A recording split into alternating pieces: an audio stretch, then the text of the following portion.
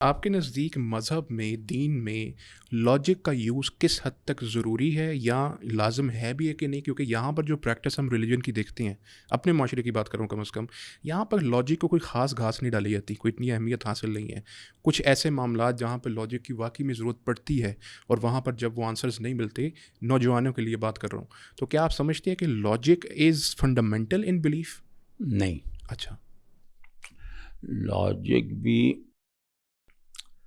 وہ جو ایرسٹوٹیلین لاجک کو بدلا گیا ہے تو وہ ایک خاص مقصد سے بدلا گیا ہے، ٹھیک، کیونکہ وہ لاجک یونیورسلس پہ تھی، سرٹنٹیز پہ تھی، اور رائٹ اور رانگ یہ ان تضادات کی تمیز سکھاتی تھی۔ ٹھیک، وہ اب جو بدلا ہے، مثال طور پہ کانٹ نے بدلا، کانٹ نے اتنا نہیں بدلا، اس نے چلو وہ ان کی تعداد کم کر دی مقولات کی، لیکن اس کے بعد جو یہ کمپیوٹنگ سائنس وہ فلاں یہ جی جی، سب جو آئے نا، تو انہوں نے کہا کہ نہیں، تضاد نہیں ہوتا چیزوں میں، ایک گرے ایریا کو ملحوظ رکھنا چاہیے۔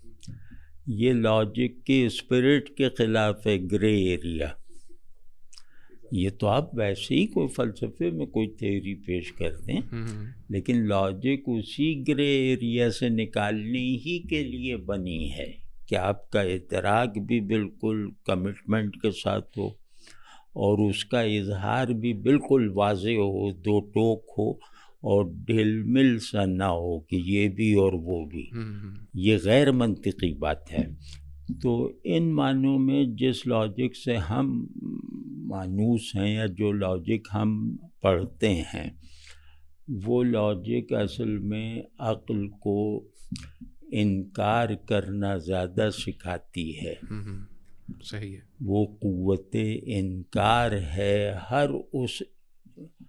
ہر اس بلیف یا نظریے کے لیے جو اس کی شرط کے مطابق ویریفائیبل نہ ہو، ایگزیکٹلی، اور ویریفائیبلٹی کا بھی دروازہ انہوں نے بند کر رکھا ہے۔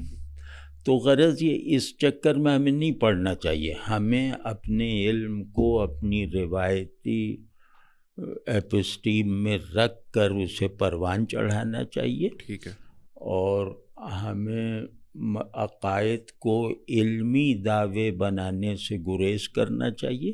عقائد علمی دعوے نہیں ہیں، میرے فیصلے ہیں، جن فیصلوں کا میں دفاع عقلی طور پہ بھی کرنے کے لائق ہونا چاہیے، صحیح ہے، لیکن یہ اپنے ایسنس میں میرے غور و فکر و تعقل کے نتائج نہیں ہیں، یہ مجھ پر انکشاف کی طرح ہوتے ہیں۔ جیسے ایک نئے آدمی پہ انکشاف ہو جاتا ہے تو اسلام کو یا نبیوں کی دعوت کو قبول کرنے والے لوگ وہ غور و فکر نہیں کرتے تھے، وہ ایک ٹرانس سا محسوس کرتے تھے، ان پہ کچھ چیزیں جو ہیں ان کا ایکسپوجر ہو جاتا تھا، اور وہ فوراً فیصلہ کرتے تھے۔ تو اس میں ہمیں کبھی نہیں پڑھنا چاہیے کہ اس کی لاجک کیا، اس کی لاجک کیا۔ ہاں، علمی دلیل ہونی چاہیے۔ مثال طور پہ ایک علمی دلیل میں عرض کرتا ہوں کہ وہ علم کی انتہا یہ ہے کہ آدمی ایک سول ڈیفینیشن تک پہنچ جائے، کہ ایک ایسی تعریف تک وہ پہنچ جائے جس سے ہر موجود اور ناموجود، معلوم اور نامعلوم ڈیفائن ہو جائے، جس میں معلوم بھی ڈیفائن ہو جائے اور نامعلوم بھی، موجود بھی ڈیفائن ہو جائے اور ناموجود بھی۔ ٹھیک ہے نا؟ اب اس پہ تو کوئی فلسفی کے سامنے بھی کہیں تو وہ کہے گا ہاں، سائنسداں کے فزسسٹ کے سامنے بھی کہیں تو اسے کیا تکلف ہے کہ ہاں بھائی یہ تو ہونا چاہیے۔ تو ہم کہتے ہیں کہ ہمارے لیے خدا وہ ڈیفائنر ہے۔ صحیح، خدا کو مان کر ہم ہر چیز کو اس کی ایبسلیوٹ ڈیفینیشن کے ساتھ دیکھنے کے لائق ہو گئے۔